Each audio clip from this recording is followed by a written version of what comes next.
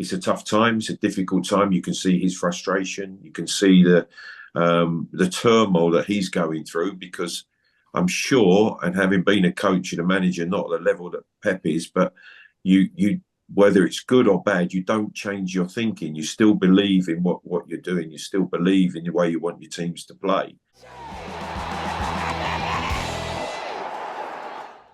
Hello, I'm Ian Cheeseman, of course, the host of Forever Blue, but also the host of an audio podcast which we do once a week, usually just after the weekend game that City play. You can find it on iTunes, Spotify and SoundCloud. And if you follow me on Twitter, X or Blue Sky, or you're part of the Forever Blue Facebook page or my own Facebook page, you'll see me put links out there regularly. It's usually about an hour long. We do record it on Zoom, which means we have a video version as well. I don't like to put a full hour-long version up, but I did speak recently to Clive Allen, who is our special guest.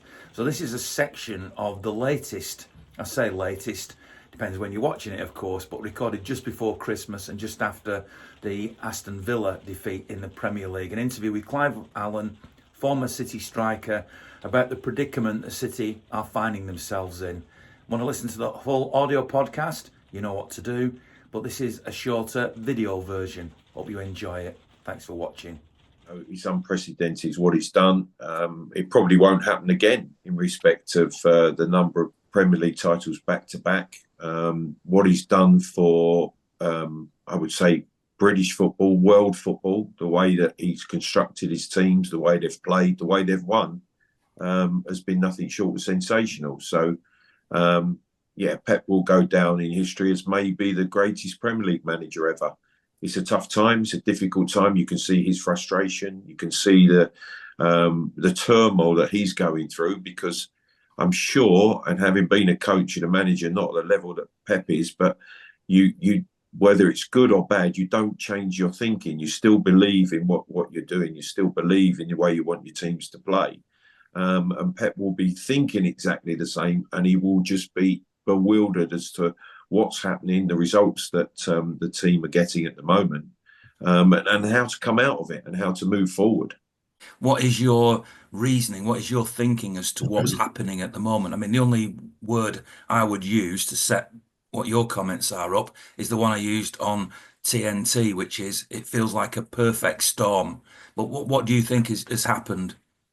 Well, I think looking at it, I'm looking at it from the outside, and then I'm looking at it from a former City player. So I've got feelings for the club, but also in my role now as a pundit, I look at football in general, and you see when teams have been very, very successful, it does come to an end. It's not invariably it's the manager that makes way. Someone comes in to not pick up the pieces, but have to start to try to take it forward again and try to recreate again. I've seen quite a number of the games live, and I always sort of try to base my opinions on watching games live. We can see every game on television, but it isn't actually quite the same as being there watching it live. I saw the defeat at Brighton. I was working for BBC Manchester, which was I was enjoying the first half performance, and you're thinking, this is City getting back to what we know they are, the way they're playing. But I have to say, it was a game where there was just a couple of factors that, for me, struck home. A few of the senior players just didn't quite have that physicality and dominance in the game, especially in the second half. The way they controlled the ball, moved the ball, played, created the chances, went in front was fantastic. But the second half, it slipped away. Brighton introduced a couple of younger players who were dynamic, who were physical, and the physicality of the team was diminished. And it was something I'd not seen before in City. Obviously, I'd seen them lose to Spurs at Tottenham, which was probably the first defeat that started this run.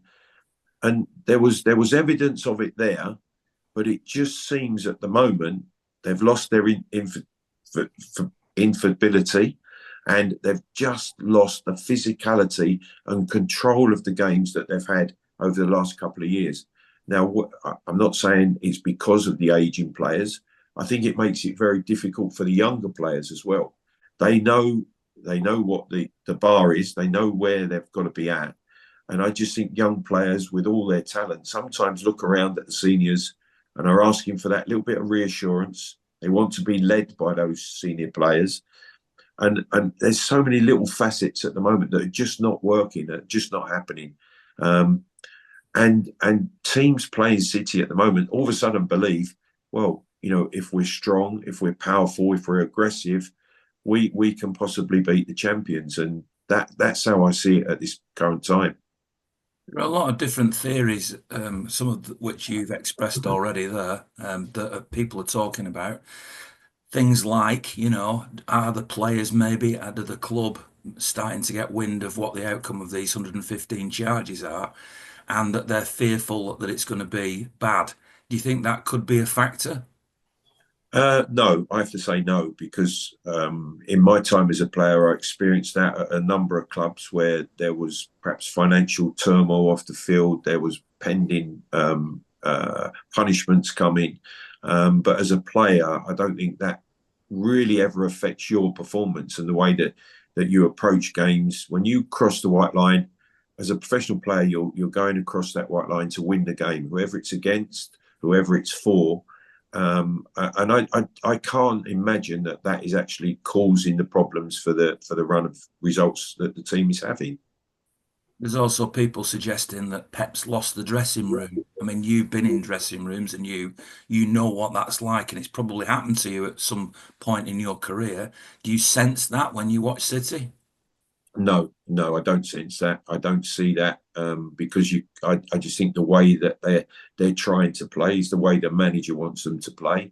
I don't hear anything in respect of players talking in a derogatory manager way towards the manager. No, I don't sense or feel that at this time. No, not at all. Another theory is that City have been sussed out, that Pep's tactics have been sussed out by the opposition. Do you think there's any truth in that? Yeah, I do. I do believe that every Premier League club now has a analysts who are looking at every department of the opposition, every set play that they play. There's so much knowledge of your opposition now. And I think, yeah, teams have tried to play like City. Teams are playing against City and they're looking at weaknesses. And I talked about that physicality, the intensity in which teams are playing against City at the moment. And yeah, there's no doubt that every Premier League club is looking at how they can affect and obviously play against City to get results. Where do you see this sequence ending and City suddenly upturning, or do you fear that it could continue on for the season? Because obviously the January window is a notoriously difficult time to buy players. So it looks as if he's going to have to manage without Rodri, who's obviously been a significant absence, the continuing absence of the young and highly talented Oscar Bob, and other rotational injuries that they seem to be getting in defence. Do you see an end to this sequence that they're going through at the moment?